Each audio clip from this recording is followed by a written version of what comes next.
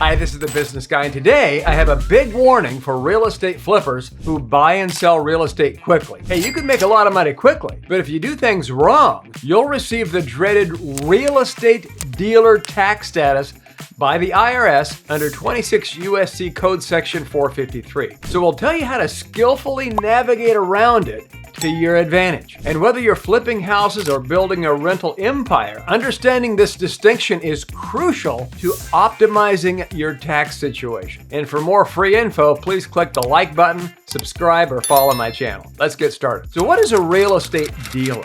First things first, what exactly is a real estate dealer? In the eyes of the IRS, a real estate dealer is someone engaged in buying and selling real estate as a core part of their business. And this includes flippers, wholesalers, and developers. These individuals face different tax treatments compared to real estate investors, with implications that can significantly affect your bottom line. The importance of avoiding dealer status.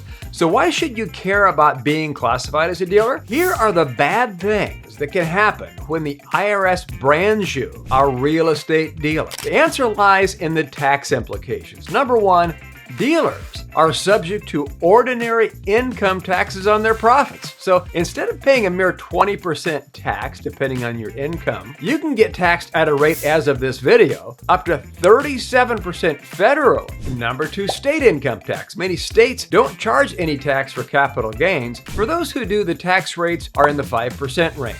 Number three, usually there's no Social Security and Medicare tax on capital gains, but as a dealer, however, there is a self-employment tax of 15.3%. And this can lead to a higher tax burden compared to investors who enjoy the capital gains tax rate and avoid self-employment tax. Number four, additionally, dealers lose out on the benefits such as depreciation.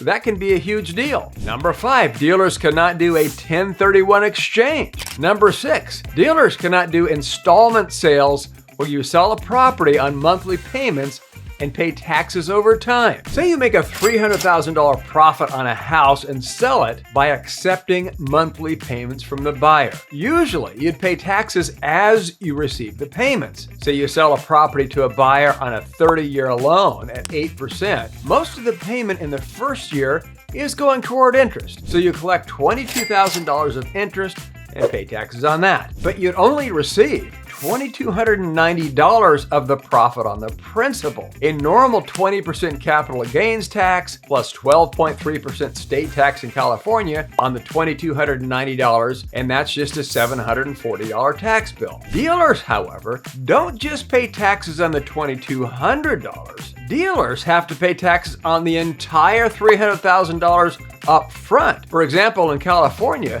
the federal and state tax can add up to 49.3%. So as a real estate dealer, instead of paying $740 in taxes, you pay a $147,900 tax bill in year one. In other words, the dealer status is a tax killer, making it a less favorable tax position for most. So how does the IRS determine dealer status? Now, understanding the IRS dealer status is a key to navigating this complex area. So here's what the IRS looks like to call you a dealer or not. First is the number and frequency of sales. Next is the original intent for buying the property. Next, the extent of improvements that you make, the manner and period of the holding, your sales efforts and the income generated from the sales, and all these factors help the IRS to assess whether your activities align more closely with those of a dealer or those of an investor. So what are the strategies to avoid dealer status? Okay, so how can you avoid being classified as a dealer? Here are some actionable strategies. Number one, separate entities. Consider holding your flips and rentals in separate LLCs. So you hold each rental in a separate limited liability company, but you do your flipping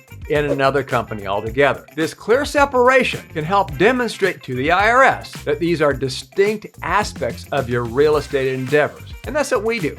We set up LLCs for real estate investors. To talk with your CPA first and then visit assetprotectionplanners.com. Next, you'll want to document intent. Keep detailed records that reflect your intent for each property. If your intent is to rent out a property for income, document this clearly to differentiate it from properties that you intend to flip. Next, you want to limit flipping activities.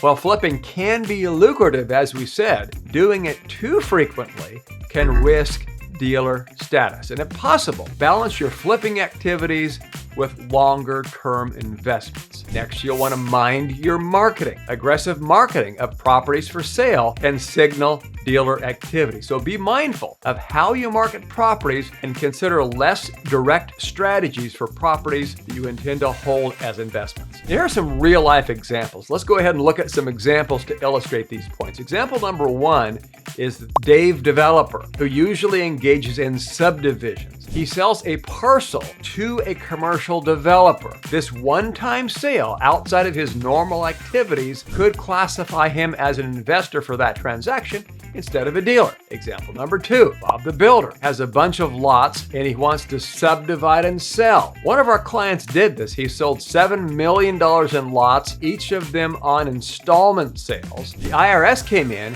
and classified him as a dealer, and he got hammered with a $3.5 million tax bill plus penalties and interest. So make sure you check with a CPA before you do these kinds of transactions. Example three is Peggy Podiatrist, primarily earning from her medical practice, sells an office building she initially bought for her practice. Despite a short holding period, her primary income source supports her investor status, not classified as a dealer. In conclusion, navigating the IRS real estate dealer status is a nuanced journey that requires a strategic approach and licensed tax advice. So by understanding the distinctions and implementing practices that clearly separate your investment activities from your dealer activities, you can optimize your tax situation and safeguard your profits. So remember, every situation is unique, and consulting with a CPA or tax attorney familiar with real estate can provide tailored advice to ensure you're making the most of your real estate venture. So thank you for watching. If you found this information helpful, please like, share, follow, and subscribe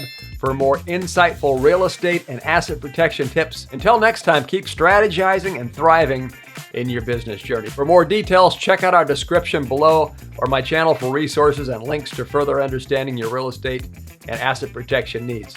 Stay informed and see you in the next video. This is The Business Guy.